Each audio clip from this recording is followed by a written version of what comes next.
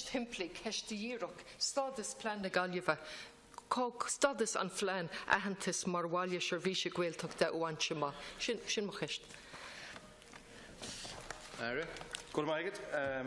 Tugan nach na Gaeltachta gabhir is a dóig féim rachtúil don prósis planala teanga fin mé planana teanga an olú ag level an phobal ile cantar bhéad fé ahantas a hort stíomh mar limisteir planala teanga Gaeltachta mar bhailtí service Gaeltachta nó mar línearí Gaeltachta. Fui réir an fógra a rinne le góréir le foráil den achta gabhil is sé déag tugad an deist d'Aigreachtaí a bhí cáilethe go chuí iireachtas a dhéanamh le foras na Gaeilge le bheith freagra as Plean teanga olbhú agus a féimú do chathair na Gaillimhe. Do chorú frósaís reachtathan a agrú in sin I góréir leis an ach rochní an agriacht gaillimh le Gaeilge I gabhil is a seach déag don churim I góir le chóirle chathair na Gaillimhe fi réir an achta tá sús le gabhlíonn ag an agriach chun an Plean olbhú agus a gas I gas nach leor an tréimhse sin is féidir breis ama a cheadú más ga. Uaháin go curfé Plean fim a bhráid agus go gadúfar be tréimhse seach bliana an chun a choirí bhaim. Tugtar don ring go bhfuil gaillimh na Gaeilge món cóirle garmúil a lorg fi láthair chun carú le holbhú an Plean.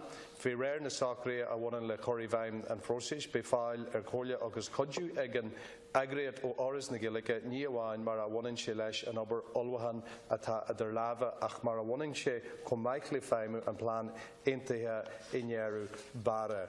Nós na bailte eile atá mar chuid an próisis tá ceistear fiú 20 míle chur ar fáil do Gaillimhe Gaeilge chun an Plean a olbhú.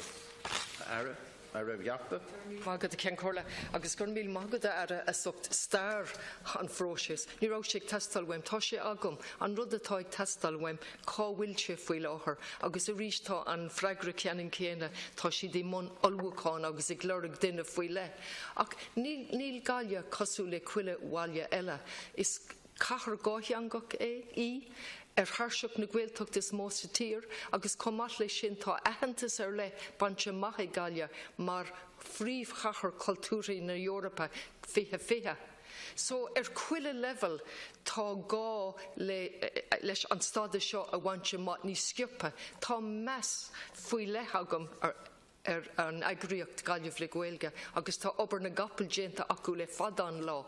Ach cén fá a bhfuil muil an frósis. Cá bhfuil sé go díreach an stádas an phlean seo. Aire.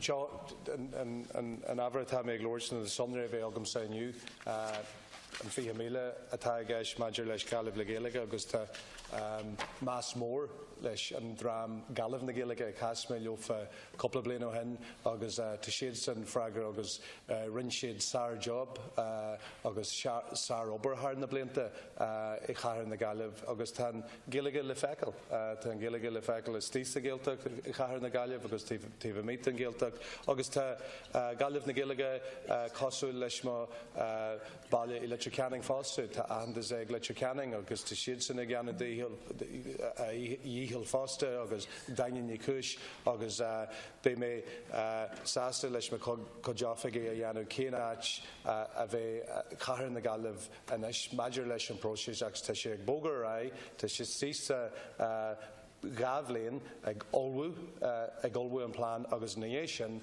be seach bliain ag éis maidir leis an Plean a choirí bhaim agus da méo sunraí breise de dhí maidir leis an céanáid sa próisis gabhlíonn be misáasta leis an Aire fástu agus tuí mé arás.